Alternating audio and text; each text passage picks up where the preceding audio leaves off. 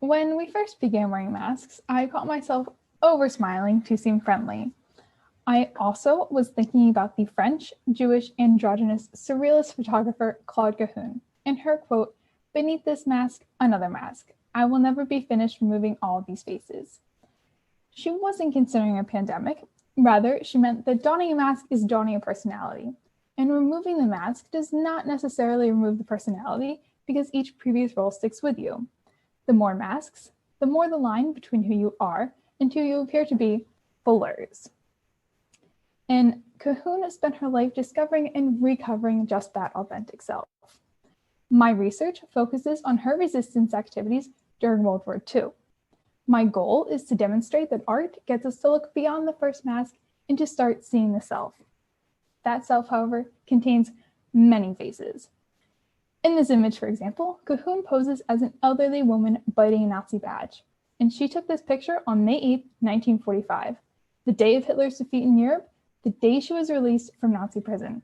Yes, at 51 years old, this French photographer had been held in Gestapo custody. Continuing the story beneath this guise, we find at least two more masks. The character, the soldier with no name, and the person, Lucy Schwab.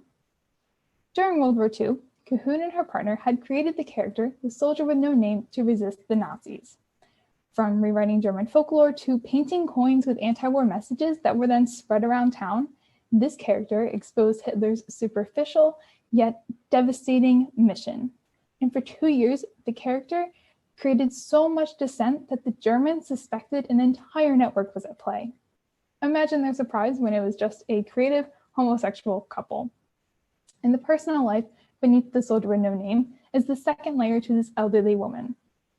Born Lucy Schwab in 1894 in northwestern France, Lucy grew up during the Dreyfus Affair. In short, it was a time of rampant anti-Semitism in France, and young Lucy, Jewish herself, was forced to cover up her identity. In her early 20s, though, she removed the mask. She adopted her Jewish surname Cahun to recover that heritage. And the new first name Claude cast aside gender markers because the original and very feminine Lucy deviated from her preferred neuter gender. By transforming from Lucy Schwab to Claude Cahun, she closed the gap between who she projected and who she was. Likewise, by acting as the soldier with no name, she exposed Hitler's inauthenticity while slyly defending her own authenticity. Again, Cahun was a French, Jewish, androgynous surrealist, so everything that Hitler opposed, yet she managed to unmask him without ever losing sight of who she really was. Thank you.